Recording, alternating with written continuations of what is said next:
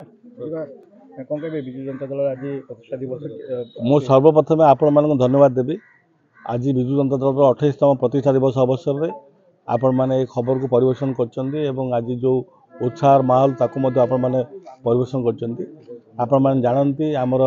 प्रिय नेता पूर्वतन मुख्यमंत्री तथा वर्तमान माननीय विरोधी दल नेता श्री नवीन पट्टनायक निर्देश क्रमे प्रत्येक वर्ष भली यही वर्ष हूँ प्रथम वर्ष ये वर्ष जोटी आम सरकार नाहू आम प्रतिष्ठा दिवस पालन करूँ एवं नवीन बाबू निर्देश रही आम जो भाव सरकार थिबा समय लोकों पाखु जाई लोकों कथा बुझुले लोकों सुख दुखे ठिया होते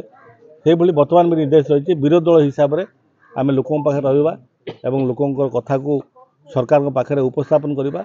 एवं सरकार न शुणिले लड़े कर लोक आम से दाबी को आम हासिल करवा यह हूँ आम लक्ष्य एवं विजु जनता दल आज प्रतिष्ठा दिवस ये हूँ संकल्प वर्तमान जो सरकार आसछंती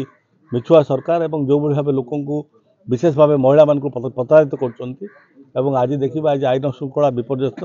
ये अवस्था एक घड़ीसंधि मुहूर्त दे वर्तमान ओडिशा गति कर अवस्था आज दरदाम जो वृद्धि घटी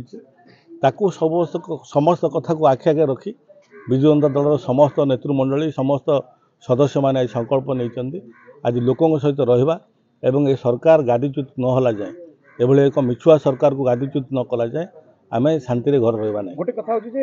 धान बर्तमान पूरा लोक गजा हो गला से मेरुदंड भांगी गला मो ना हूँ सी दिलेश्वर रेड्डी जिला कार्यकारी समिति बीजेडी कौन कौन कार्यक्रम आज 28तम विजु जनता दल प्रतिष्ठा दिवस कार्य माने अवसर रे आज प्रथम आम 10:30 बजे विजु बाबू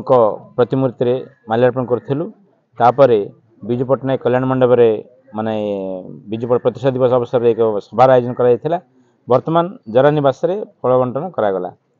आज कार्यक्रम।